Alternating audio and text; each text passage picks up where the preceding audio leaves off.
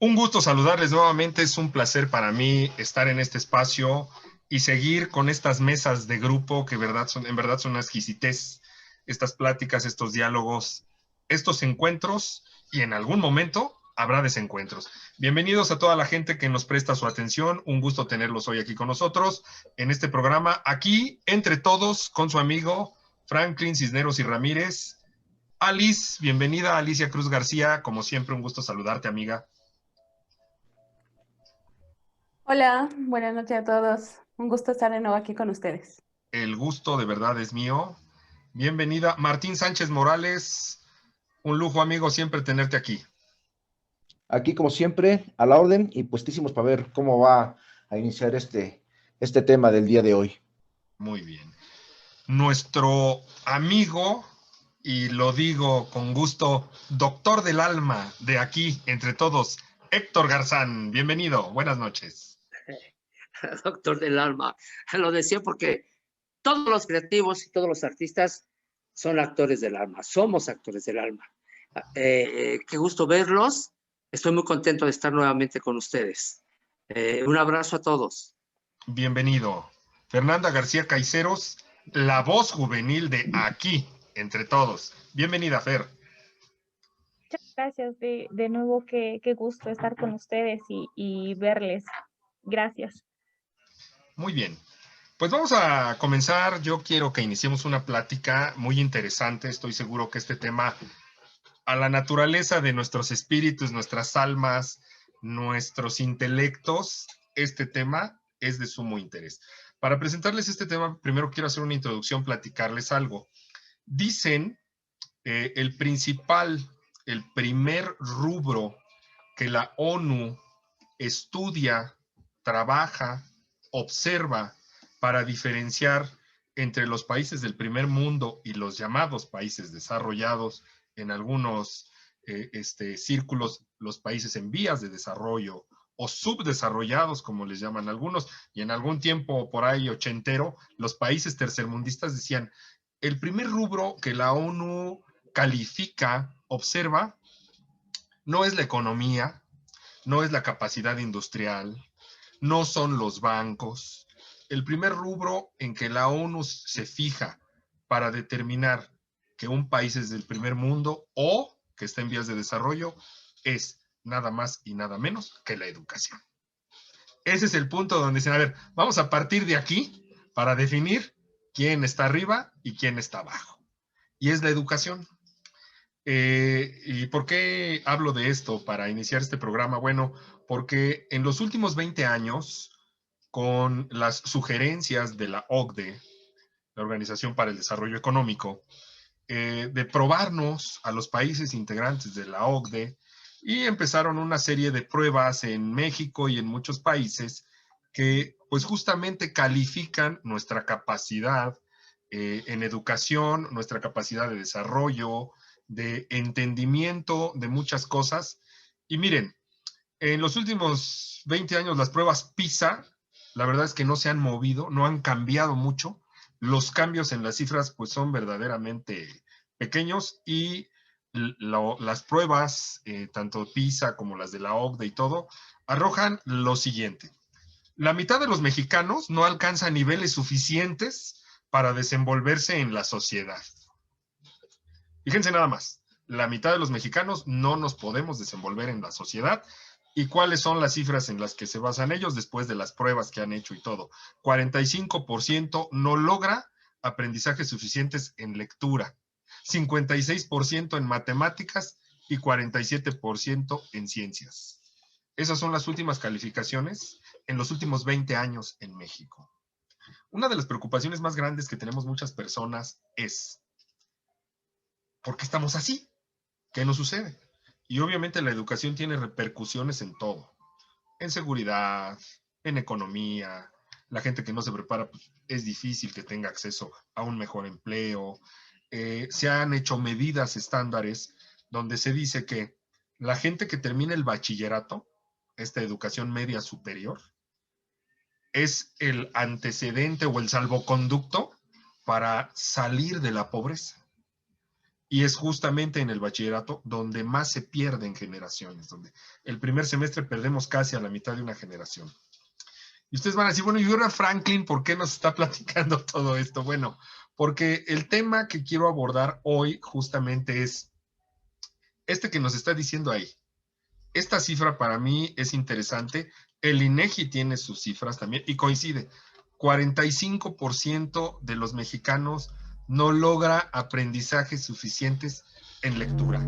En otras palabras, pues ya, sin tanto rollo, porque van a decir, bueno, Franklin, ¿qué creo? Que los mexicanos no leemos. No leemos. La verdad es que nuestro estándar de lectura es de 1,5 libros al año y eso es los que leen. Desde mi punto de vista, yo he observado en los últimos 20 años, yo les digo, la gente lee menos hoy que hace 20 años. Yo observaba el siguiente fenómeno, es una observación nada más, empírica. Yo me subí hace 20 años a un transporte público, el que fuera, el metro, el microbús, un transporte, y te encontrabas con que la gente algo iba leyendo, algo. El periódico, ya en la tarde, ovaciones, y veías a mucha gente leyendo, si ustedes quieren, cosas que a lo mejor no eran lo más edificante, pero algo iban leyendo. Yo recordaba aquellos cuentos, como el libro vaquero. El libro vaquero lo veías en todos los transportes, alguien iba leyendo el libro vaquero, que insisto, a lo mejor no tenía nada de edificante en la parte literaria, yo lo sé, algún día lo platicaré aquí con la gente que no lo conoció, lo platicaremos entre todos, hoy mismo lo vamos a hacer. El libro vaquero, su aporte realmente era el visual, el talento estaba en los dibujantes, ¿no? La literatura no era gran cosa, pero por lo menos la gente iba leyendo aunque fuera el libro vaquero. Aunque fueran sus diálogos muy básicos y muy cortos, se encontraba el vaquero con la vaquera o con la mujer apache y se enamoraban y los diálogos eran, te quiero, yo también, me gustas mucho, tú también, ¿no? Aunque no eran, pero la gente hacía el ejercicio de fijar su mirada y recorrer, aunque fueran esos pequeños diálogos. Hoy no. Hoy me subo a un transporte, digo, ahorita no he salido a transporte público, pero cuando me subía todavía el año pasado al transporte, observo a la gente viendo videos, jugando con el dispositivo, y yo ahí lo observaba y decía, la gente está leyendo menos que hace 20 años. Y cuando veo estas cifras digo, no, pues no me extraña. La cifra empata con la realidad. Y yo quiero que hablemos de este tema, este maravilloso ejercicio, esta bonita costumbre de leer. Y no quiero ser yo el único que hable en este programa, ya como introducción ya estuvo bueno. Yo quisiera preguntarles a ustedes una experiencia. Alice, si me permites comenzar contigo, platícanos un libro, porque yo estoy seguro que todos lo tenemos. Un libro que tú me puedes decir, a partir de ese libro, me cambió la concepción de muchas cosas, transformó mi vida. Este fue el primer libro con el que me di cuenta que me gustaba leer. Platícanos, por favor, esa experiencia. ¿Cuál es el libro que tú me dirías, me empezó a cambiar la vida? El libro que me cambió la vida es de mi autor favorito, que es Óscar de la Borgoya. En ese tiempo, el ISSSTE sacó una colección de antologías de libros que se llamaba Ya Leíste. Tiene un chorro, 1000 años. Todavía existía el Parnaso, imagínate, en Coyoacán todavía existía el Parnaso, de hecho ahí lo compré. Y entonces ese libro era una recopilación de cuentos de Óscar de la Borgoya que se llama Las esquinas del azar. Y de hecho me sé de memoria Carta de amor a quien corresponda, que es uno de los cuentos que vienen en esa antología. Y era un librito pequeñito y lo leía de camino, yo era voluntaria en ese tiempo, entonces lo leía de camino desde el tren ligero hasta Azcapotzalco, que era donde era voluntaria, y ya me lo sabía de memoria, pero no me importaba. Entonces lo leía y lo volví a leer, porque además la narrativa de Óscar de la Borgoya es, pues, te intriga, de alguna forma te reta, ¿no? Porque tiene de pronto es un poco vulgar, pero sutil, vulgar, Una sutil. semántica especial. Sí, entonces a mí me encantó. Yo desde ahí supe que ese era mi autor favorito y lo sigue siendo hasta ahora, a pesar de todos los que ya he leído. Me encanta ese libro en especial. Lo presté, ya no volvió a mí jamás. Y ya no lo encuentro porque ya no hacen esas ediciones. Entonces es un problema, ¿no? Pero ese es mi libro. De ahí en fuera todos los demás. Una pregunta. ¿Cuántos años tenías cuando tuviste esa experiencia? Iba a cumplir 17 años. Maravilloso, maravilloso. Y es una costumbre que pasa. Normalmente siempre, cuando yo era niño, mi mamá me decía, nunca prestes un libro porque no lo vas a volver a ver. Nunca le hice caso. He prestado infinidad de libros y ninguno ha regresado. Héctor Garzán, amigo mío, platícanos esa experiencia. ¿Cuál es el libro que tú dices, este libro fue el primero que me encantó y que me di cuenta que me gustaba leer, que te cambió? Mira, cuando yo estaba en la secundaria, entré a un grupo de teatro y leíamos poemas más que obras de teatro. Entonces, pues leí muchos poemas. Ya cuando vengo a México a estudiar teatro y todo eso, me encuentro de que había que leer a Esquilo, a Sófocles, a Molière, a todos esos autores de teatro, ¿no? De la dramaturgia universal, y pues me encantaban todos. Me parecía una narrativa increíble, todo lo que sucedía en las obras que nos presentaban eran pues padrísimas, ¿no? Y después se puso de moda, me acuerdo que había un autor que se llamaba Luis Espota, que se puso muy de moda una obra de él que se llamó Casi el Paraíso. Ay, ay, ay. Entonces, pues me encantó porque habla de una actriz que tiene amores con un estafador que viene de Europa, que se hace pasar como conde o no sé qué cosa, la enamora y la estafa, y se mencionaban que era Ana Luisa Pelufo, que era Dolores del Río, que era María Félix, la galana, ¿no? Nunca supimos quién era.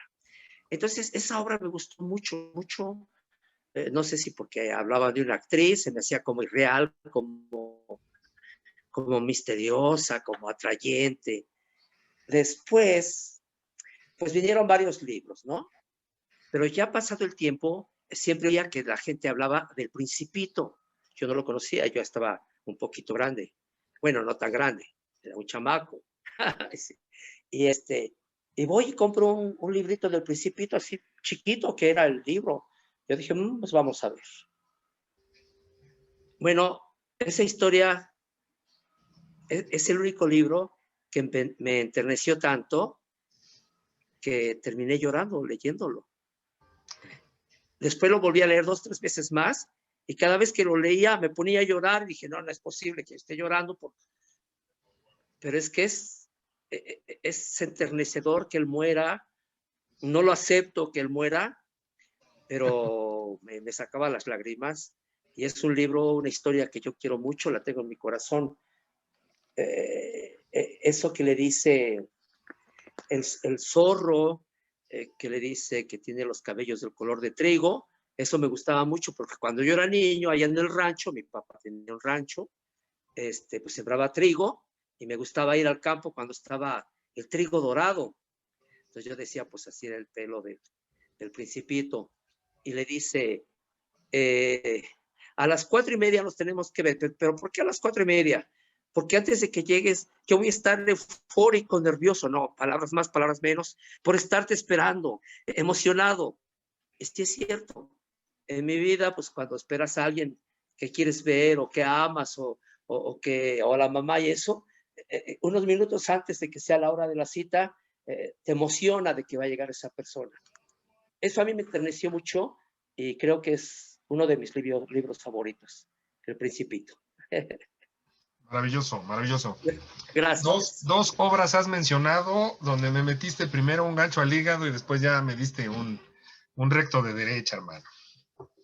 Tanto sí. Luis Espota con Casi el Paraíso es mi libro de cabecera, te puedo decir. Y El Principito no, pues es... También hay otra obra que tú has de conocer que se llamaba Demian, ¿te acuerdas? De aquellas épocas, 60, 70. Pero pues ya. Bueno, y también yo leía El Memín Pingüín, La Familia Burrón, que me gusta mucho. Ah, por supuesto. Que es orgullosamente hidalguense el autor. La familia Burrón es increíble, el Memín Pinguín, leía yo, Lágrimas y risas, se leían mucho, como tú dices, en los camiones todo el mundo llevaba sus lágrimas y risas, que eran pues como telenovelas, ¿verdad?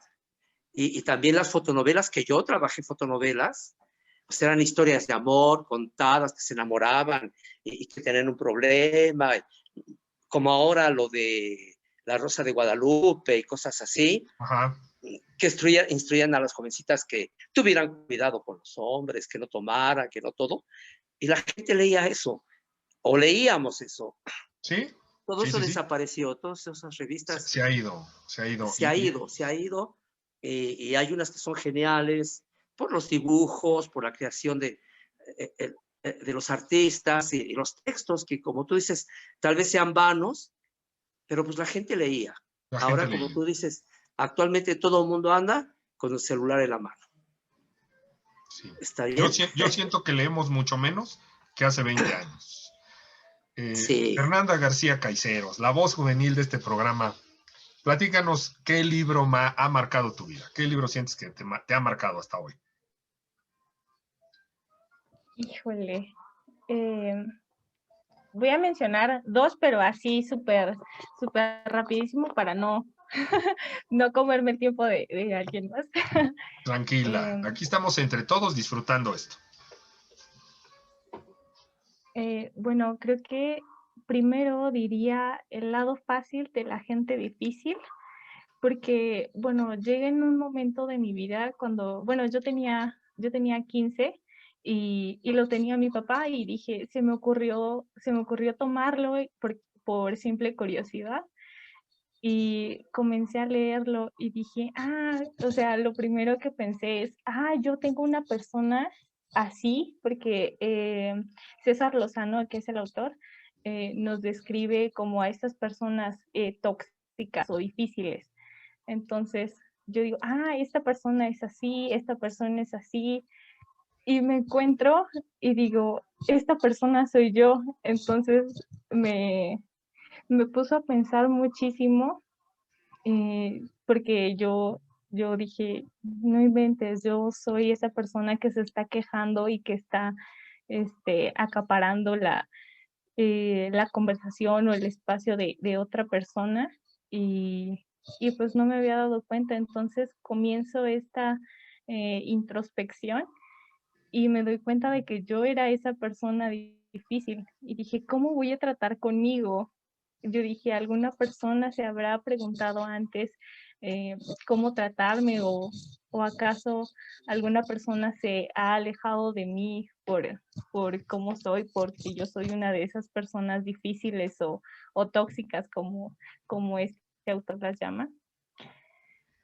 Ese es uno. El otro diría que es El lobo estepario de Hermann Hesse, y me doy cuenta de que llegué en una parte un poquito complicada de mi vida, cuando yo estaba en la preparatoria, y me marcó porque, bueno, este autor es existencialista. Entonces yo estaba, ¿por qué estoy aquí? ¿Para qué estoy aquí?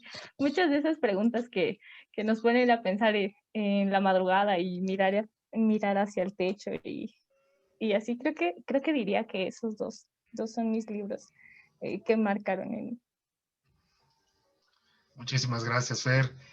Martín Sánchez Morales, Aquí nuestro estamos, compañero. poeta, yo podría decir nuestro líder espiritual de aquí, amigo. Que dicen por ahí, mi amigo el chamán me dijo, ¿no? Aquellos programas. Yo Platícanos tengo, esa experiencia. El primer libro, o bueno, no el primero, el que tú digas, este me marcó, este me transformó. ¿Qué estabas haciendo? ¿Qué andabas haciendo? ¿Cómo fue la experiencia? yo tengo la experiencia padrísima. Mi madre le gustaba mucho leer una revista que se llamaba Tradiciones y Leyendas de la Colonia. Comenzamos a leer, mi mamá me la leía, yo tendría unos 4 o 5 años y me encantaba. Mamá me lee la revista y me la leía. Cuando llego a la primaria, yo llegué a la primaria un poquito ya grande, llegué a los 8 años a primer grado Y en ese grado me encontré con un maestro que siempre fue mi sensei, sí, y fue el que me enseñó lo hermoso de la lectura. Nos acercó un libro que se llama Platero y yo, de Juan Ramón Jiménez. Cuando lo leí me cautivó, me enganché, pero tremendamente en la lectura, en las letras, y tuve también la suerte de que en secundaria me amarraron más a las letras con un libro que nos dejaron como especie de libro de texto, que se llamaba El Galano Arte de Leer. Creo que por ahí todavía anda. El Galano Arte de Leer habla de poesía, de novela, de obra de teatro, de autores varios. Y entonces desde ahí comencé yo a engancharme con la lectura. Y como decían los compañeros, como decía Fer, Héctor, como dices tú mismo, desgraciadamente te das cuenta de que la juventud, los chavos de ahora, se han alejado mucho, mucho de la lectura. Yo cuando estoy con mis grupos les hago un pequeño test. Les digo, jóvenes, a ver, por favor, escríbanme 5 nombres de condones. No, hombre, no me ponen 5, me ponen 15. Bueno, ahora 5 nombres de bebidas alcohólicas. Y otra vez no son 5, son 20, 30. ¿Qué tequila, qué mezcal, qué aguardiente, qué? Uf. Y cuando les digo, ahora pónganme 3 nombres de bibliotecas que hayan visitado. Entonces les digo que la moraleja de esto es menos sexo, menos alcohol y más lectura. Un poquito más de lectura. Definitivamente. Entonces yo creo que lo importante de esto es volver a acercar a los muchachos a la lectura. Ahorita acabo de leer, acabo de terminar hace unos momentos una obra que me dejó marcado otra vez y se lo recomiendo, Regina, del señor Antonio Velasco Piña, que es una obra monumental porque nos está acercando más a lo que estábamos diciendo al principio de lo que decías de la educación. Sí, desgraciadamente la educación en México yo siento que muchos años estuvo secuestrada por la política, ¿sí? Las reformas mal llamadas educativas, que eran más que otra cosa laborales con el régimen anterior, siempre buscaban ponderar el nivel político. Y a nosotros en un momento dado a los docentes nos tomaron como los malos del cuento. Los alumnos no leen, los maestros. Los alumnos no tienen ética moral, los maestros. Siempre fuimos nosotros los culpables. Pero yo creo que lo básico es que muchos años estuvo secuestrada la educación por parte de la situación política. Entonces, yo lo que invito mucho a los compañeros es que lean menos sexo, menos vicio y más lectura. Lectura. Básicamente. Y mis 2 libros son básicamente esos, Platero y yo, y El Principito, como dice Héctor, no, hombre, también a mí, yo soy bien chillón. Yo cuando algo con Regina, las lagrimotas, se asoma uno de mis hijos al estudio, me ve llorando, ya no me dice nada, ya nomás agarran el papel de baño y me lo avientan. Ya. O me hacen. Porque se ahogan con mis lágrimas. Pero pues no me da vergüenza decirlo. Cuando nosotros podemos leer un libro, tenemos la oportunidad de viajar, de cultivarnos, de soñar y de crear, ¿sí? Entonces, hay que leer mucho. ¿Sí? Justamente ustedes, con esta plática que me acaban de dar, hablamos de varias cosas, de descubrimiento, de autodescubrimiento, de reflexión, de sensibilización, de imaginación, de tantas cosas padrísimas que desarrolla la lectura y que verdaderamente cuando lo dejamos de hacer, cuando nos encontramos con estas cifras que veíamos hace rato, que nuestra población no lee, que los mexicanos estamos marginados, vedados ante la lectura, pues nos estamos perdiendo de todo esto, de ser sensibles, de llorar por lo que estamos leyendo, porque al leer, tu mente te está dando la imagen, tu mente crea la imagen de lo que vas leyendo, y por eso llegamos a llorar, porque lo empiezas a vivir en tu mente, en tu imaginación. Les voy a platicar yo rápido esta experiencia, porque van a decir, bueno, el Franklin nos pregunta, ¿y el qué? ¿No? Yo tenía 12 años, no se me olvida, Y mi abuelo siempre fue un hombre lector, siempre lo veías leyendo, de todo tipo de cosas, el periódico, los deportes, libros, documentos, siempre fue un hombre de lectura. Y me acuerdo, yo tenía 12 años, estaba en segundo de secundaria, acababa de entrar a segundo de secundaria, y en su escritorio de mi abuelo veo un libro pequeñito, chiquito, chiquitito. Y el puro nombre me llamó la atención, pero de una manera que lo leí en 2 días. Se llamaba el título Lo negro del negro, Lo negro del negro Durazo, de José González y González, que después me enteré que era el jefe de seguridad del negro Durazo. Y entonces lo veo y dije, a ver, espérate, Lo negro del negro. Y empiezo y me clavo. Yo no me di cuenta que mi abuelo y mi abuelo tenía su escritorio junto a una ventana que daba, tú veías las escaleras que subían al segundo piso de su casa, y mi abuelo en el descanso de las escaleras junto con un tío me estaban viendo cómo estaba yo, pero que no me distraje, ¿no? Hasta que ya no caí, no, espérate, tengo que hacer otras cosas, dejo el libro, me preparo y hago mis cosas. Y en la noche mi abuelo me dice, oye, ¿qué estabas leyendo? Y le digo, Luego, es que mira, dice que tienes ahí de Lo negro del negro, está interesantísimo. Y yo vi la cara de mi abuelo preocupado porque las narrativas que te da el libro son crueles, son devastadoras. Habla de abusos sexuales, pero además lo narra González y González, que parece que alguien lo dirigió. No dices, no, ya después cuando lo analizas dices, no lo hizo solo, alguien lo dirigió, ¿no? Y mi abuelo toma el libro y lo va a guardar en un archivero que tenía y le digo, no lo guardes, digo, mañana lo voy a seguir leyendo. Y sí vi su cara así como de, ay Dios, ¿no? Fui sensato, pensando en que dije, estaba yo muy excitado en este sentido. Lo que había leído coincidía con la idea que yo tenía del negro Durazo. Y esa coincidencia me tenía muy, muy, muy emocionado, muy excitado, pero tuve la cordura, me frené, no lo comenté con nadie. No lo comenté con nadie porque yo sabía que la primera con la que lo iba a platicar era con mi mamá. Y dije, si yo le digo a mi mamá que estoy leyendo un libro que mi abuelo tiene ahí donde se habla de abusos sexuales y otras cosas, puedo generar un conflicto. Entonces fui sensato, no dije nada. Y mi abuelo no guardó el libro en el archivero. Él guardaba sus cosas en el archivero y tenía llave. Lo dejó ahí y al otro día salgo de la secundaria, llego, hago mis cosas y agarro el libro y hasta que lo terminé.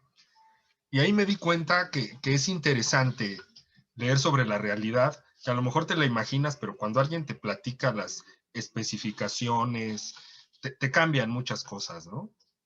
Yo creo que mi abuelo se espantó y dijo, no, lo que acaba de leer este güey lo puede enfermar, ¿no? Y me dice, mira, tengo otro libro que estoy seguro te va a gustar mucho más, y me presta La Metamorfosis de Kafka. Y no, pues me clavé, me alucinó. Ese fue el libro, les podría yo decir, Lo negro del negro, me generó esa sensación de que es muy interesante leer. Y les puedo decir que fue el primer libro que no leí por instrucción, no leí porque me obligaran, no leí porque fuera una condición y no leí porque fuera parte de mi tarea, sino por curioso, por ver el título del libro. Ese fue el libro, pero después, igual que todos ustedes, me he enamorado de muchos. Luis Espota con Casi el Paraíso es mi libro de cabecera. Los Piratas del Golfo, muchos libros, todos los libros de Vicente Rivapalacio me enamoraron, pero el que más por mi personalidad, yo me siento como dijo Fernanda hace rato, yo me espejeo con los Piratas del Golfo. Yo tengo alma de pirata y en muchos momentos de mi vida he actuado como pirata.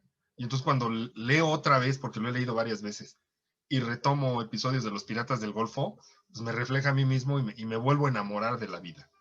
Esa es la expresión. Y el primero que leí por curiosidad fue ese Lo negro del negro de González y González a mis 12 años. Tenía yo idea de lo que iba a encontrar, pero lo que encontré pues me terminó siendo fascinante, ¿no? Bueno, después de estos relatos que repito, nos llevan a la imaginación, nos trasladan en el tiempo, te vuelve a hacer vivir la lectura, te vuelve a hacer disfrutar lo que ya habías disfrutado. vamos a hacer un análisis. ¿Qué nos está pasando? ¿Por qué no leemos? ¿Por qué la gente está abandonando la lectura? Yo entiendo que hay muchos dispositivos móviles, pero pues también tienes la opción de apagarlo o de dejarlo a un lado y ponerte a leer. Fer, tú que eres una mujer joven y que convives a diario con jóvenes, ¿por qué los chavos, crees tú, o la gente en general, no solo los chavos, por qué la gente hoy no está leyendo? ¿Qué nos está pasando? ¿Tú qué piensas, Fer? Híjole, yo creo que más bien no es como que estemos abandonando en este caso la lectura, sino que nos inclinamos más, digamos que por el círculo de amigos que nos dice, bueno, más bien que digamos que nos dejamos llevar y no, y no nos tomamos un momento para leer, ¿no? Este velo de ocupaciones que nos mantienen sujetos, como lo diría Nietzsche, y que no nos dejan, digamos, que avanzar.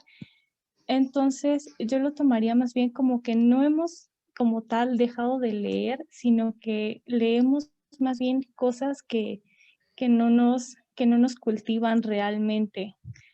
Aunque sí podríamos hablar de que nos aventamos 1, 2, 3 novelas, pero nos es más fácil hacerlo en la televisión que precisamente agarrar un libro de verdad. A mí, por ejemplo, me pasa que no tengo muchos libros físicos.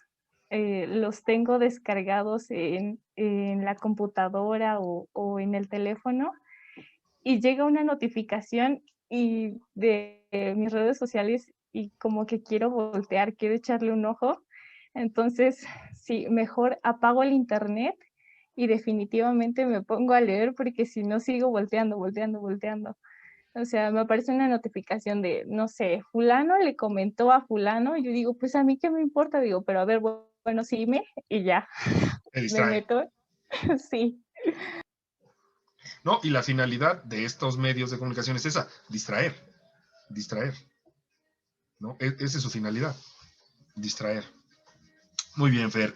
Martín Sánchez, ¿qué nos está pasando, hermano? ¿Por qué estamos leyendo cada vez menos? Yo creo que, como tú lo comentabas en cuanto a las redes sociales existentes, yo no le echaría tanto la culpa a ello, porque bien utilizadas las redes son una maravilla, son benditas entre todo lo que nos ha tocado vivir. Yo creo que más que eso es el reflejo de las familias. Si en una familia existen 2, 3 libros, el niño que está ahí, por obvio te pasó a ti, va a tener la curiosidad de la lectura. Desafortunadamente ahora nuestras vidas son tan ajetreadas, tan rápidas, que nos hemos olvidado de tener un libro en la casa, ¿sí? Y cuando tenemos libros nos consideran locos o medios sacados de quicio. Mi esposa, por ejemplo, en broma me dice que el día que me muera mis libros van a ser una muy buena pira para que me entierren, ¿sí? Porque me van a quemar con mis libros.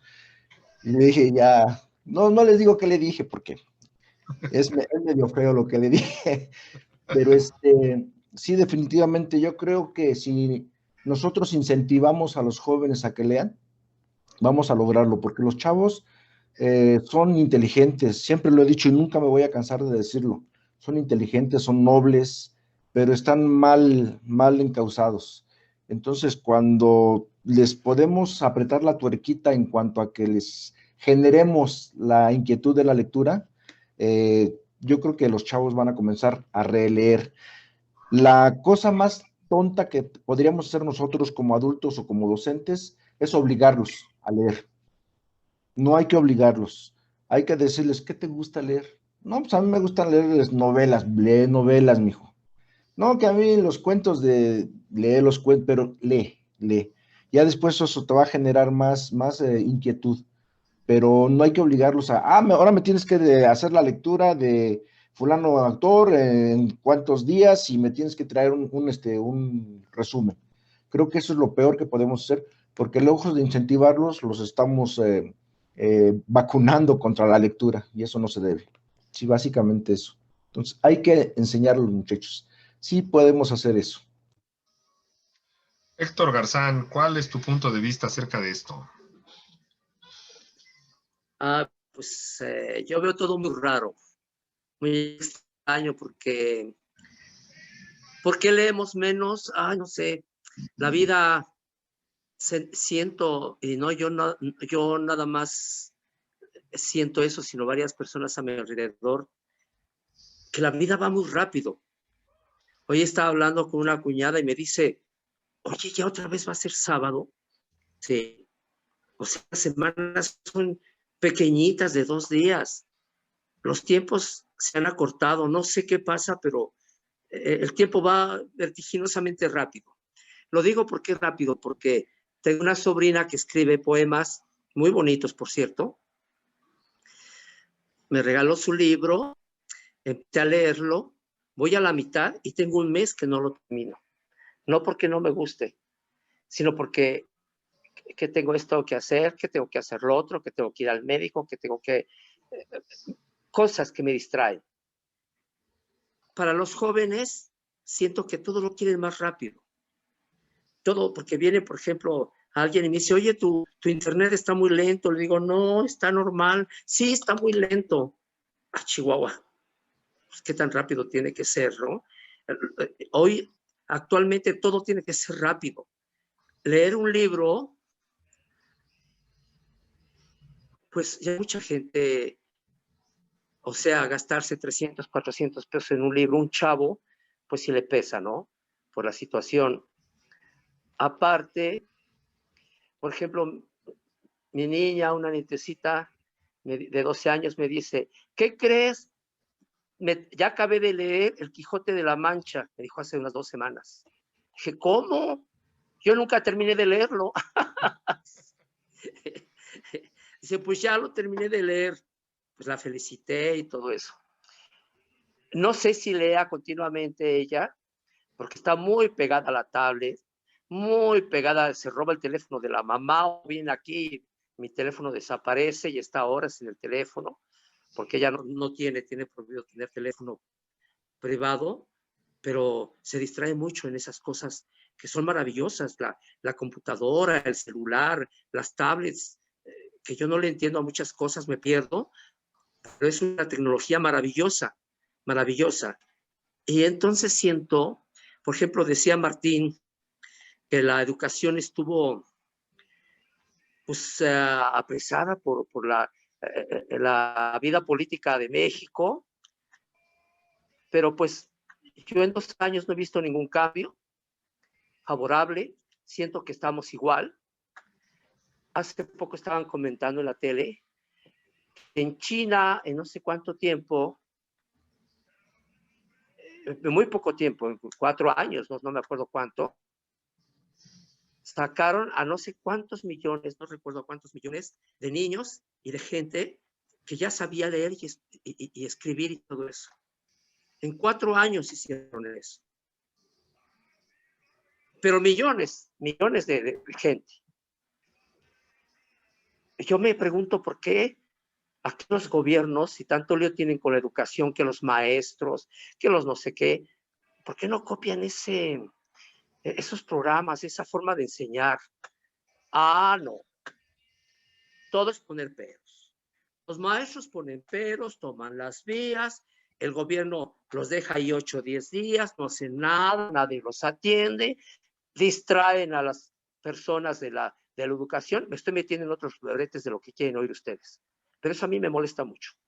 Me incomoda, me enoja. Que como el gobierno no puede poner los pantalones y decir, vamos a cambiar todo. Que hay un grupo de maestros que están tomando una vía, vamos a escucharlos. ¿Qué quieren? No. Igual es, nomás cambian de nombre. Es todo lo que quiero decir. Ya me enojé. No te enojes, no, Héctor, no, se trata de que estemos contentos, de que disfrutemos. No te enojes, hay muchas cosas buenas. No sé si contesté. No sé si por supuesto que sí. Okay. Estás hablando de un rubro muy, muy interesante. Continuando con lo que dijo Martín, las políticas de educación en México no han sido las mejores. La inversión de educación, fíjate que con lo que tú acabas de mencionar, ¿por qué en China se puede esto? ¿Por qué en Finlandia se logra esto? ¿Por qué Noruega tiene estos estándares? Tiene mucho que ver con la inversión en educación. La verdad, la inversión en educación en México, aunque es millonaria, es muy, muy pobre en relación con esos países, que hasta tienen una ley que dicen, pase lo que pase, no podemos invertir en educación menos que en esto. Y han ponderado su educación en un rubro primordial. En México no, la verdad es que sí, en México la educación se volvió un negocio, un gran negocio. En las últimas décadas, en los últimos 20 años, ha sido un gran negocio la educación. Se volvió casi feudal o cuasi feudal, se podría decir así. Y eso tiene mucho que ver con lo que tú dices. Por eso es que no se ve un reflejo así tan inmediato. Por eso es que las reformas no han funcionado. Pero bueno, vamos a escuchar ahora a una mujer sabia, preparada, estudiosa, que tiene que ver mucho con la educación. Por favor, Alice, ¿qué nos está pasando? ¿Por qué leemos poco? ¿Por qué no funciona? ¿Por qué la gente siente esta frustración? Porque no solo es de Héctor, es de mucha gente, de que las cosas no cambian. Bueno, yo creo que, como bien decía, por ejemplo, Martín, sí tiene mucho que ver, los papás tenemos mucho que ver en que nuestros hijos lean. Por ejemplo, a Renata siempre le regalo un libro, todo el tiempo le regalo un libro, y el hecho de que le regale un libro y lo lea, ya trajo sus primeros resultados, ¿no? Que es que está escribiendo un cuento y una novela, dice ella, ¿no?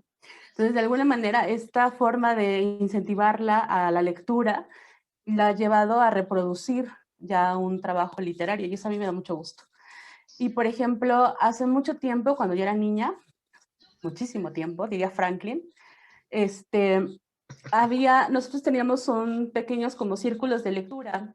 De hecho, todavía a nivel CCH, cuando iba en el CCH, teníamos círculos de lectura y de análisis. Leíamos, si tú quieres, libros como el manifiesto, como lo que tú quieras, pero era sentarnos, sí, leer e intercambiar ideas, ¿no? ¿Qué pensabas sobre eso que habías leído? Y eso está muy bien porque de alguna manera te impulsa a seguir leyendo y además pero además de leer, a ser crítico. Y esas son las cosas que son importantes. Ahora, en cuanto a la educación, no solamente están esos ejemplos, ¿no? Cuba también, en cuanto quitó la dictadura de Batista, o sea, con sus brigadas de alfabetización, logró lo que no se ha logrado en otros países, considerando que Cuba tiene un bloqueo económico y comercial. Y con todo y eso, no tiene ni un solo analfabeta. O sea, ahí tenemos un ejemplo, ¿no? A mí, como bien decía Héctor, estaría padrísimo que se replicara como se han replicado otros programas que tiene la 4T, que es el de Sembrando Vida. Ese es un programa que viene de otro país. Tenemos también el otro, el que es jóvenes, Construyendo el futuro. Jóvenes Construyendo el Futuro, también es de otro país, igual. Y ese programa que tienen, por ejemplo, en Cuba, de alfabetizar, ese estaría buenísimo que se hiciera aquí con brigadas igual de jóvenes. Allá en Cuba tienen una cosa que a mí me encanta, que es que los jóvenes, seas de lo que seas, se esté estudiando medicina, esté estudiando comunicación, lo que tú quieras que estés estudiando, tienes la obligación de irte al campo a trabajar con los campesinos, a cortar malanga, a cortar plátano, a cortar lo que sea, a la zafra, o sea, estás obligado a hacerlo. Y el gobierno no te paga. El gobierno lo que hace es darte un viaje a una zona turística. Entonces, eso es como tú das algo y yo te doy otra cosa, ¿no? Y eso es buenísimo. Y además tienen una ceremonia padrísima en la que si logras el objetivo de conseguir eres el que más malangas cortó, por ejemplo, te regalan un libro. Y entonces es un esfuerzo que te recompensan con un libro, con literatura, y eso es padrísimo. Entonces yo creo que aquí en México se podría aplicar. El campo está muy olvidado. Y parece que nosotros que la gente que estudia no tiene que ir a trabajar al campo. Podría hacerse. A mí me encantaría ver eso, que los jóvenes fueran al campo, a la pizca de jitomate, a la de fresa, ¿no? Con todo lo que implica eso. Que vean cuál es la situación de los trabajadores del campo y del por qué te cierran a veces las carreteras. O sea, no lo hacen porque les guste, sino porque no están a gusto con sus condiciones. Y lo mismo sucede con los maestros. Apenas en diciembre de 2019 fui a Michoacán y una persona que nos daba un tour, que para eso resultó que era profesor, él estaba como guía de turistas porque no le habían pagado su sueldo. Llevaba 6 meses esperando su sueldo de profesor en una escuela rural y no le habían pagado. Y se dedicaba a dar un tour todo el tiempo. Eso era lo que se dedicaba, porque ahí sacaba más dinero. Y era muy triste, y él nos decía, es muy triste que yo me haya llevado años preparándome para ser profesor y que además de clases con condiciones terribles, en escuelas que se están cayendo, sin materiales, y que además de eso no me paguen, y que cuando exijo que me paguen, se me criminalice. Entonces yo creo que también hay que observar esas condiciones que tienen los profesores. No nada más es pensar que no están haciendo algo bien ellos, ¿no? También hay que mirar hacia el otro lado. ¿Qué es lo que están haciendo mal los gobiernos? Sí, es muy cierto. Y para el caso de la 4T, me parece que es la primera vez que se ha escuchado a los profesores como no se había hecho antes. Y no hay que menospreciar ese paso. No es Sí, fácil, no es fácil todo, acabar con 90 años de atraso, porque son 70 del PRI más los demás del PAN, o sea, sí, son muchos años. Son décadas de abandono, no solamente en la educación, en todo. Y nos vamos a la parte de mejoramiento urbano, lo que hacen con el programa de mejoramiento urbano que hace la SEDATU. ¿Cuántas ciudades en 2 años, ahí sí se puede ver, es un reflejo enorme, en 2 años han logrado mejorar las condiciones de vida de gente que vive en Oaxaca, de gente que vive en Chiapas, en zonas súper pesadas como es el norte? Tenemos a Chihuahua, que tú ves unas fotografías de Chihuahua de cuando estaba Juan Gabriel vivo y las ves con las de ahora y son igualitas. No hay pavimentación, no hay luz, no hay energía, o sea, no hay nada. Entonces, ¿con qué condiciones puedes tú, pensando de nuevo en esta cuestión de la lectura, tú que tienes una vivienda de materiales provisionales, cómo inviertes para comprarte un libro? ¿Cómo los papás invierten para comprarle un libro? O sea, son como cosas que hay que considerar también. una anécdota que alguna vez me la platicó un maestro chiapaneco con relación a lo que estás diciendo, Alice, y que creo que ahorita retrata lo que ha sido la realidad de la política educativa en México. Les mandaron un oficio a sus planteles ahí en Chiapas, donde les solicitaban por un aniversario que pusieran en todas las bardas de las escuelas frases, momentos de los poemas de Sabines, ¿no? Y todos, no, pues Jaime Sabines, y no, qué maravilla, y el poeta chapaneco, y que además perteneció al PRI, tuvo una curul siendo priista, un hombre muy culto, no te digo que fue un político corrupto, no. Entonces era un orgullo del prismo, ¿no? Y mandan y me platica el maestro en el programa de aquel entonces, y me dice, nosotros aquí le queremos responder al secretario de Educación que con todo gusto nosotros estamos dispuestos a pintar las bardas con todos los poemas del compañero Sabines, nada más que nos mande poner las bardas en la escuela, es porque mi escuela pues es de cartón, no tenemos salones, los niños llevan su silla, pues menos tenemos bardas. Entonces, señor secretario de Educación, primero pónganos las condiciones y después mandamos pintar las bardas. Eso ha pasado en México, eso es nuestra realidad, y te estoy hablando de hace menos de 15 años, ¿eh? Esta entrevista no tiene 15 años que la hice. Y nos da risa y nos da tristeza al mismo tiempo, que terminamos siendo una parodia a veces comparada con la realidad, ¿no? Pero sí, tienes mucha razón. Yo diría, a ver, Héctor, a lo mejor esto te anime un poco más. En esta cuarta transformación, y no quiero ser porrista de López Obrador, no me quiero escuchar porrista de López Obrador, solo voy a hablar de las cifras que yo nunca había visto, una propuesta de campaña del presidente fue que iba a poner 100 universidades regionales. Al final de su sexenio dijo, necesitamos tener universidades regionales. La propuesta es que si tú llevas la educación a las regiones, los jóvenes se identifican con quedarse a estudiar en sus zonas y se vuelve un mercado de trabajo en las regiones. Yo nunca había visto esto. Hasta ahorita llevamos 20 universidades regionales y están funcionando. Le he dado seguimiento, te lo puedo decir. En estos 2 años que lleva de gobierno, ya lleva 20. Yo creo que si sigue así y al final del sexenio son 100, ya es un paso interesante. Ya es un paso valioso. Con relación a lo que decía Alice, cuando uno observa, y esa es la visión que nos hicieron creer, la educación universitaria, uno piensa en ingenierías, en licenciaturas, en algo que no tiene que ver con tu región. En la universidad era me voy a ir a estudiar para mejorar, porque aquí estamos mal. Y yo creo que fortalecer estas carreras con las universidades regionales que tienen que ver con la ecología, con reactivar el campo, con generar riqueza regional, sí le puede generar algo interesante al país. Yo creo que sí es esperanzador. Quiero mejorar tu ánimo, amigo, no quiero que te quedes con ese humor que tenías hace rato que dijiste, ya me enojé. No, no, no. Yo quiero que tengamos un poquito de esperanza. Héctor Garzán. Decir ya me enojé fue un chascarrillo. Realmente no estaba enojado, pero allá en mi pueblo ya hay una universidad del Valle del Mezquital. Se estudian algunas carreras agropecuarias para el campo, para el cultivo, para producir alimentos. Eso me parece fabuloso. Siempre y cuando, porque los chavos de muy bajos recursos, los hijos de campesinos, todavía hay, pues no tienen el dinero suficiente para entrar a la Universidad de la Ciudad de México, o a la Autónoma de Hidalgo, o a la Autónoma de Querétaro.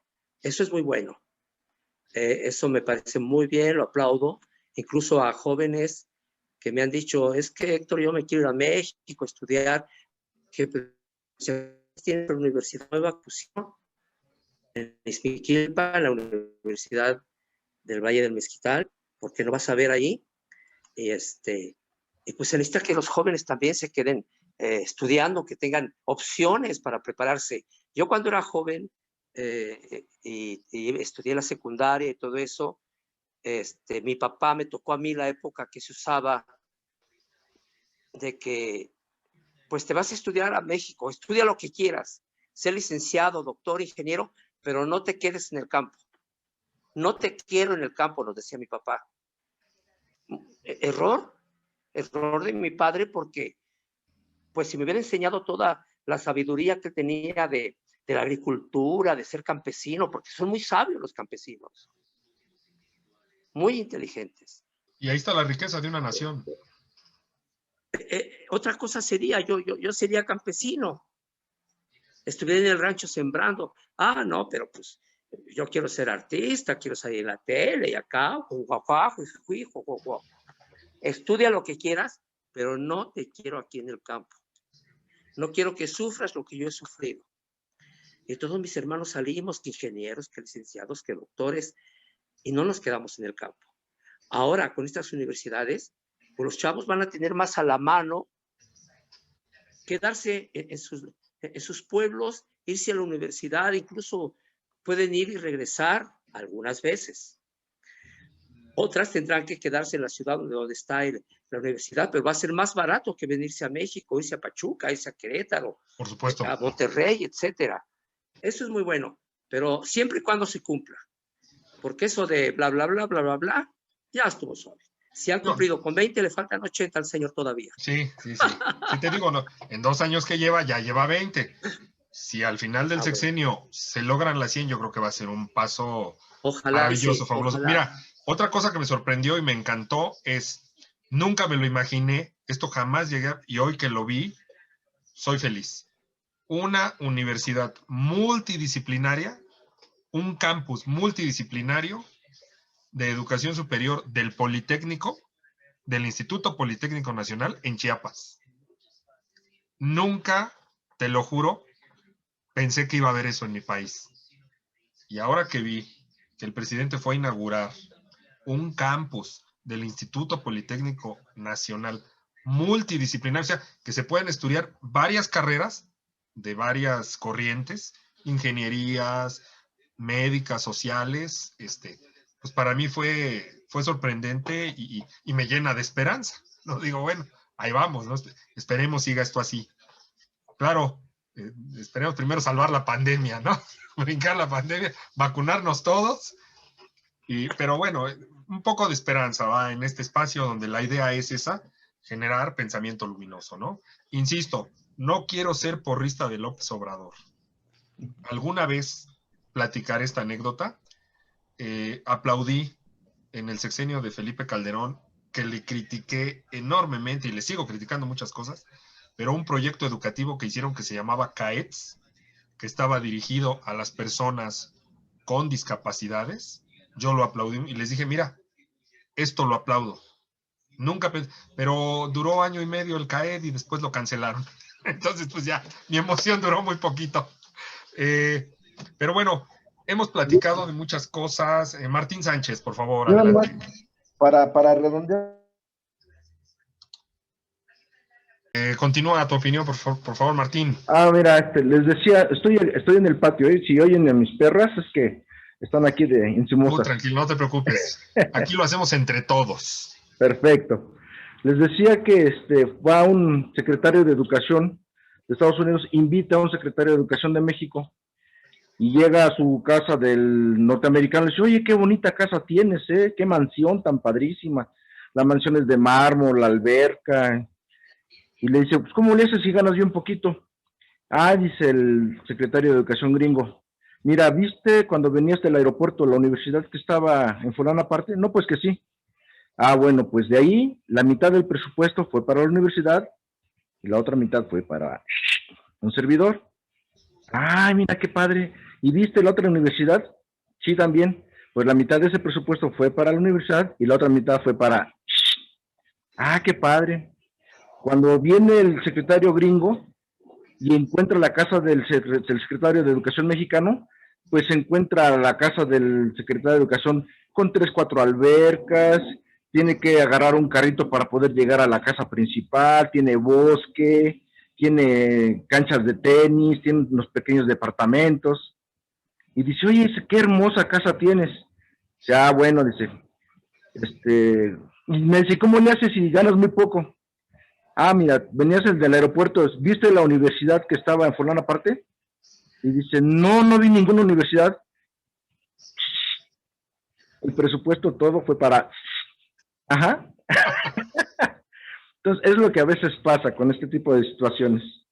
Pero pues, creo que se están haciendo cosas interesantes. Muy, muy, muy interesantes. Bueno, mira, si me lo permiten, para que no quede nada más en un comentario al aire, me dejan darles unos datos de esta unidad multidisciplinaria en Chiapas. Funciona así. Miren, el campus Palenque, es en Palenque, ofrecerá 3 ingenierías y una licenciatura. Ingeniería ferroviaria, ingeniería civil e ingeniería biotecnológica y una licenciatura en turismo sustentable. Abre con una primera generación conformada por 121 estudiantes. Yo nunca me imaginé ver eso en mi país, que el Politécnico, el Instituto Politécnico Nacional, al cual yo le tengo un amor profundo, porque mi infancia, mi juventud y toda mi carrera me la pasé muy bien en el Poli, porque ahí jugué fútbol americano 20 años, entonces fui el hombre más feliz del mundo. Amo a la institución del Politécnico, aunque estudié y sigo estudiando en la universidad. Nunca me imaginé ver esto, Y bueno, este es un ejercicio de imaginación, es solo imaginación, vamos a esperar cómo se dan las cosas, primero brincar la pandemia, pero no quiero pensar este tipo de escuelas con una ingeniería ferroviaria, cuando Ferrocarriles Nacionales de México se extinguió y los trenes en México quedaron en el olvido, no quiero imaginar qué va a ser una ingeniería ferroviaria en esta zona donde va a pasar el Tren Maya y se está donde ya se está construyendo el tren transcontinental que une el Océano Pacífico con el Océano Atlántico en el Istmo de Tehuantepec. Yo creo que, insisto, no quiero ser porrista del López Obrador, ¿no? Pero creo que son cosas que nunca me imaginé ver y ahora que las veo me llenan de esperanza. Me agrada ver esto. Creo que nos puede generar la idea de un mejor futuro. Y bueno, ha llegado el momento, el tiempo no perdona, ya llegó el final del programa. Por favor, yo les pediría si podemos hacer una conclusión acerca de esto, de este tema tan rico, la lectura. ¿Por qué no leemos? ¿Por qué sí leemos? ¿Qué nos gusta leer? Héctor Garzán, ¿cuál sería tu conclusión el día de hoy, amigo mío? Doctor del alma en este programa. Doctor del alma. No, pues mi conclusión es que leer es muy padre. No me acuerdo quién decía, si Alicia o Martín, o tú decías que al leer, pues la imaginación, todas las imágenes que describen los grandes autores de novelas, de historia, de teatro y eso, pues las vas recreando en tu mente, las vas viendo como una película, ¿no? Y eso es formidable porque te creas una imagen de lo que estás leyendo que te transporta, pues no sé, a otros países, a otros planetas, hacia otras épocas que no conoces. Por ejemplo, a mí me gusta mucho la historia de México, leer sobre la época prehispánica, sobre la época de la colonia. Me gusta mucho leer sobre los reyes en Europa, en Inglaterra, ver cómo vivían en otras épocas, cómo vivían. Me gusta mucho leer sobre eso, y es fascinante leer lo que decía en una parte que me tocó, que ahora siento el tiempo tan rápido que pasa, que cuando ya vas a agarrar el libro es porque ya estás haciendo otra cosa, ya estás atendiendo otros llamados, otras cosas, y ya no abriste el libro ese día, al menos en mi persona. Antes yo cuando era más chavo, pues me picaba en un libro y me amanía leyendo, decía, otra página más y ya lo cierro, otra más y ya lo cierro, otra más y ya lo cierro, y no paraba. Ahora no, ahora me tomo mi tiempo y pues sí decirle a los jóvenes, ojalá los niños, los papás, les lean cuentos en la noche antes de dormir. Mi nieta siempre pedía que le leyéramos un cuento y ya se quedaba dormidita. Creo que lee, les gusta leer, y pues a los papás que a veces descuidamos esa parte de no enseñarles a los hijos a leer y meterse en que la lectura pues es ver películas, es pagar boleto más que libro. Les mando un abrazo. Muchas gracias, Héctor. Alice, ¿cuál es tu conclusión después de esta charla?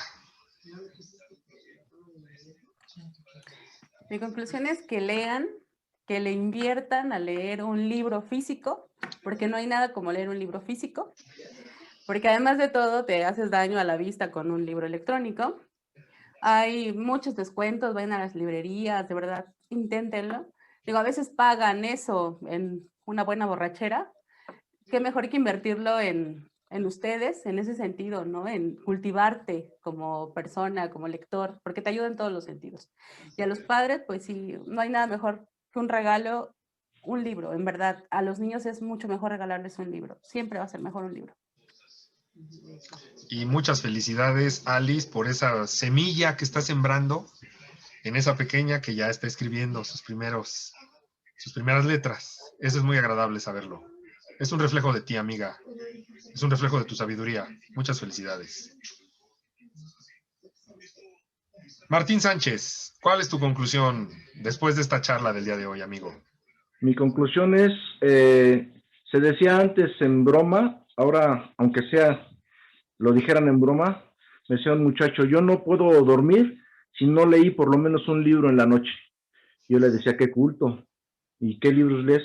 Pues el libro vaquero, el libro semanal, el libro sentimental, pero eran libros a fin de cuentas. ¿Sí? Te leía. El te leía. Entonces hay que acercarnos a la lectura, y si una casa tiene libros, los muchachos por imitación comenzarán a leer. Entonces vamos a empezar por los viejitos, vamos a comenzar a leer lo que nos guste. Felicidades y buenas noches, saludos a todos. Muchas gracias, Martín. Fernanda García Caiceros, te toca cerrar el programa. Fer, ¿cuál es tu conclusión después de esta charla tan enriquecedora, tan rica que tuvimos hoy? Creo que sí, esta y todas las anteriores han sido muy, muy enriquecedoras para mí y creo que para todos los que, todas y todos los que nos ven también. Bueno, podríamos tomar como a la educación como un instrumento, bueno, una institución meritocrática y resulta muy difícil usar este medio como de aquí para el progreso cuando hay otras situaciones como la desigualdad y la pobreza que precisamente no te dejan acceder a esta educación. Y con respecto a la lectura, podría decir que bueno, comencemos con algo pequeñito, ¿no? Aunque sea con unas novelas o algo así que llame nuestra atención. Digamos que para abrir nuestro apetito de lectura, ¿no? Realmente cuando nos interesa podríamos echarnos esta novela o dos en una sentada de baño o probablemente en el transporte público, ¿no? Y creo que con esta pandemia se acabaron las excusas. Yo he de confesar que tenía ahí 1 o 2 libros que decía, sí, ya voy, no, pero tengo tarea. Yo decía, mejor no. Y así, y ahora con esta pandemia, pues ya no tengo ninguno, entonces, pues voluntariamente ya los terminé. Creo que eso sería todo. Pues yo les agradezco mucho. Al final, yo sé que con este comentario que voy a hacer, los ecologistas o los fanáticos ecologistas no les va a gustar. Estoy leyendo este libro, se llama La Sociedad Decente de Avishai Margalit. Fascinante, fascinante desde sus primeras palabras. Lo adquirí en digital, pero no pude. Definitivamente me fui a imprimirlo. Yo soy de los hombres que necesito sentir el transcurrir de las hojas, sentir el aroma del libro. Y me fui, no pude leerlo en digital. Coincido con Alice, te lastima los ojos y es malo. A la larga te daña. Y a la corta también. Entonces, ni modo, me fui, lo imprimí, lo engargolé y lo estoy leyendo, lo estoy disfrutando como no tiene idea. Impresionante el libro. ¿Qué les parece si hacemos una idea? Vamos a hacer una trivia en futuros programas y a la gente que nos vea, que siga este ejercicio de comunicación, que nos siga aquí, entre todos, le vamos a regalar un libro interesante. ¿Les parece bien? Perfecto. Bien, pues después de esta enriquecedora plática y que yo siento que en verdad se genera pensamiento luminoso, no me resta más que darles las gracias, amigos míos, Alice, Fer, Martín, Héctor Garzán, a todos ustedes, a nombre de Guillermo García Naranjo Urzáiz, nuestro director de producción, a nombre de Ale, de Tere, que ustedes no las conocen. Ale y Tere García Naranjo Urzáiz están detrás de esta producción. Ellas se encargan de toda la imagen que la gente puede ver en Entre Todos y en Aquí, y ellas se encargan de parte de los contenidos. A nombre de toda la gente que hace posible que Aquí, Entre Todos, con su amigo Franklin Cisneros y Ramírez, se pueda realizar, les damos las gracias y los esperamos en futuras emisiones. Muchísimas gracias, un abrazo. En verdad es un lujo y un honor estar con todos ustedes.